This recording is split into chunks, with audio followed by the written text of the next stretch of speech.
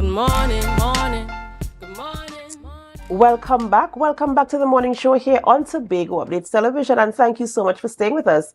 We begin conversations this morning by speaking with Inspector Marvin Campbell of the T.T.P.S, and he's here to bring us our weekly crime updates and also to talk about a few crime prevention tips.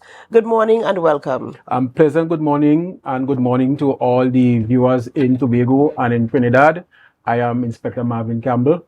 I am from the T.T.P.S. I am attached to the Court and Process section. Now, as you know, there is the ongoing state of emergency. And to that end, the Tobago Police, we have been busily engaged in crime fighting.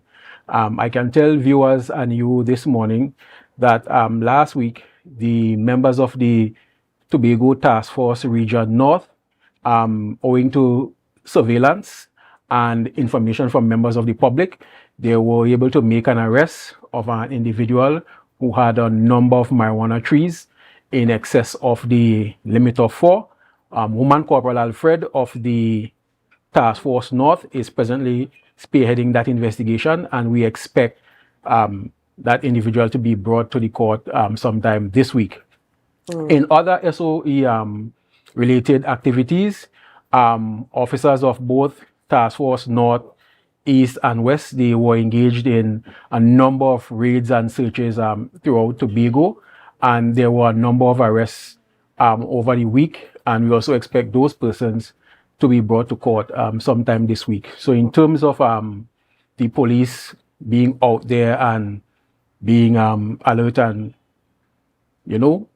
making arrests and so, we are doing pretty okay, ma'am. We are doing pretty okay.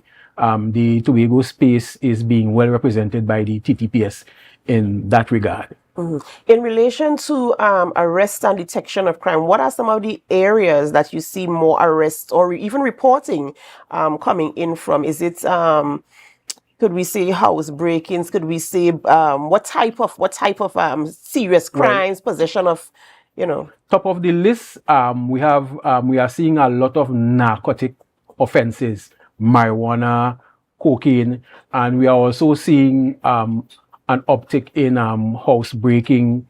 The CID in that regard, they have been doing some great work, and they recently made a big breakthrough in a number of break-ins we had, and they have a suspect in custody presently. He might appear in court sometime this week as well. So in that regard, also the CID, they are greatly assisting the task force also with information leading to arrest for narcotic offenses. And in terms of, I know you said that most of the activities are related to the SOE, and seeing as we have been in the SOE for quite some time, and we are looking to, come to an end in the near future, will the exercises of the T.T.P.S continue? Or how are you going to approach now the measure of crime in terms of detection and apprehension outside of what is allowed during an SOE? Well, the SOE might come to an end shortly, but I can assure you that our tempo will not drop. So we will continue along the lines that we have been going. So you can expect even after the SOE and leading into the elections that there will be uptick in police operations because, elections have been called.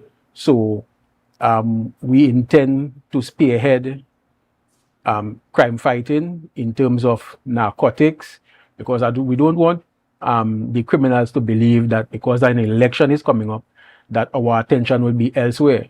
We will still be focused. Yes.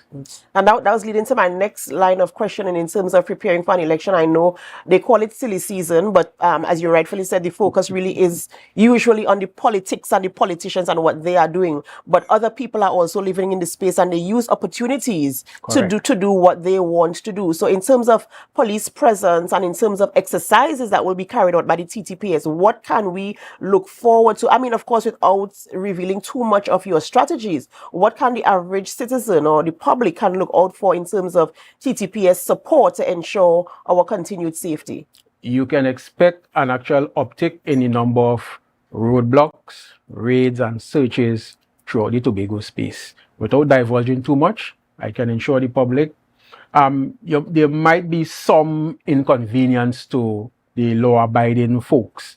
But however, these raids and searches and roadblocks, they are not directed at the law-abiding folks. They are more directed at the criminal elements in our society who might want to use the opportunity of the election and the campaigning to carry out their nefarious activities. So. Right. And we're talking now about crime prevention tips, even as we head into the election season or even generally. And while it is unfortunate that a regular homeowner, business owner, or whomever, property owner, has to put an extra layer of security, it's very unfortunate that we have to get these tips in terms of securing what belongs to us, what we worked for, what we, however, here we are. And so we get into that conversation. How do we apply, preventative measures to our belongings, our property, to ensure that we are safe from crime? Right. Now, what everyone has to realize in the Tobago space, and by extension Trinidad and Tobago, that crime prevention is everybody's business. Don't sit and think that, well, crime prevention, that's for the police and that don't affect me. That is the wolf that you don't want at your door.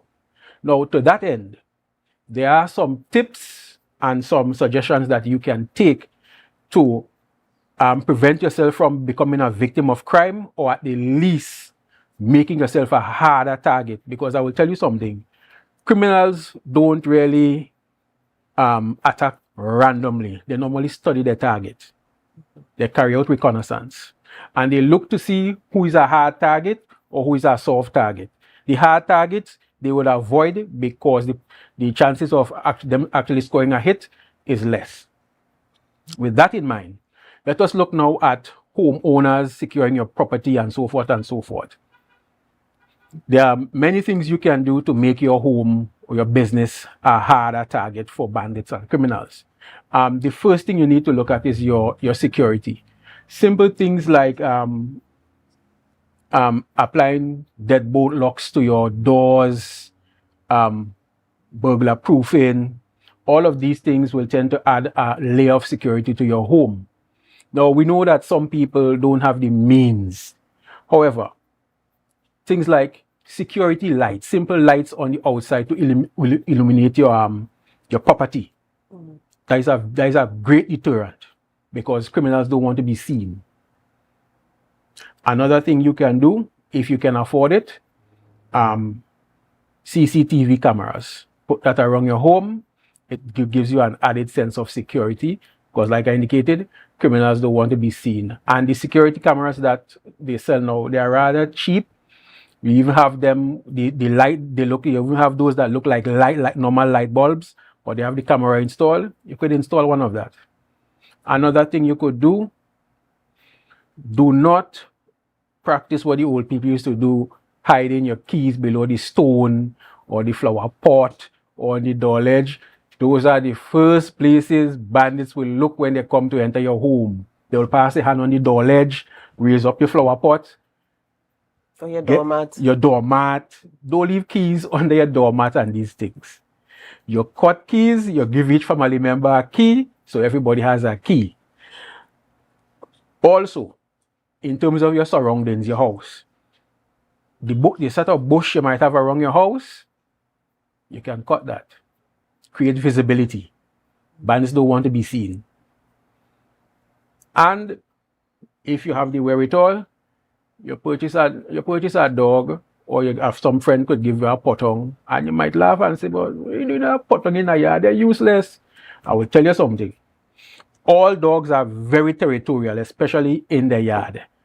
Any stranger comes into that yard, that dog is going to bark, and it is going to alert you and give you fair warning that, listen, there's an intruder on your compound. And all these things you could do to make yourself a hard target. Finally, if you have to leave your home to go anywhere for a period of time, a week or wherever, leave on a security light in the house.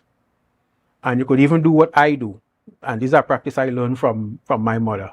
If you're going out, turn on your radio, turn it up at a volume so people outside could hear.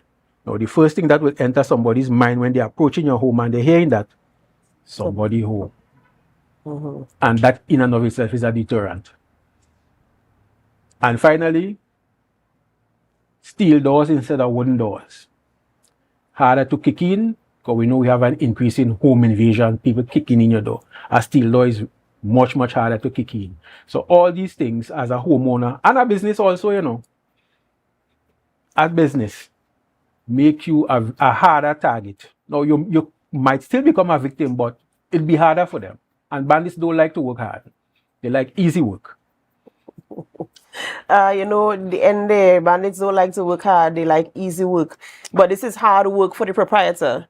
And investments, expending funds that could otherwise be used for other things, you know, and it's very, very unfortunate. But viewers, I want to remind you that it is our responsibility. We know the times that we are living in, and so you really have to make the investments into, you know, ensuring that you secure your property, secure your home, because a bandit, and my interpretation is, if he decides he leaves home today and he say, today my target is a little 1,500 or whatever, he's going to try by all means to get that.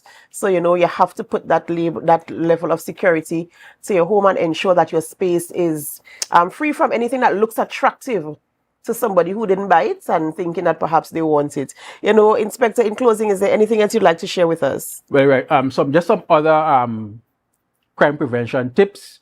This is for the folks that, you know, the Generation Z, everybody have the expensive iPhone and they're walking about town and they head down in the iPhone and oblivious to what's going on around them. Some bandit watching you. And he's saying, that is an easy target day. So they run, they grab your phone, they're gone. They run, they grab your handbag, they're gone. They bust off your chain, gone. All because you do have situational awareness. And when you lock them up and you talk to them, they just tell you exactly who they just target, you know. They target women, 1, older women, 2, women who don't know what's taking place around them, 3. You know, is the common denominator and all of that? Women. Because women love to be on their cell phone when they're walking through town. And them fellas, they will tell you that. So you have to take measures that will make yourself an unattractive target or a hard target. Very, very difficult conversation this morning, but viewers, you know, you have to ensure that you put yourself in a position where you become a hard target. And even when you become a hard target, the possibility still exists. It doesn't eliminate you from being a target, but at least you're a hard target. So, you know, take heed to the instructions, the tips rather from the T.T.P.S. And of course, try your best to ensure that your environment is not attractive to persons, onlookers on the outside wanting to come into your property and take what belongs to you. We've been speaking with Inspector Marvin Campbell of the T.T.P.S. as he brought us our T.T.P.S. crime updates and few crime prevention tips. We do hope that you can stay with us while we have the rest of the conversation this morning. But before we go for a break, we have a photo of the day. The photo of the day. Is it ready? Cue photo of the day. Can you figure out where this photo was taken? This photo was submitted by Kerry Walcott, who takes some beautiful photos of the island of Tobago. Can you figure it out? Can you figure it out? We will let you know what it is when we come back from the break. But in the meantime, of course, we're so happy that you're here with us, that you're having the conversations. We see your comments on our Facebook live stream. And of course, we really, truly do appreciate all of you. We have to go for a short break before we continue conversations in studio. And as we go, we invite you to help us share the live, share the live, share the live. We'll be right back.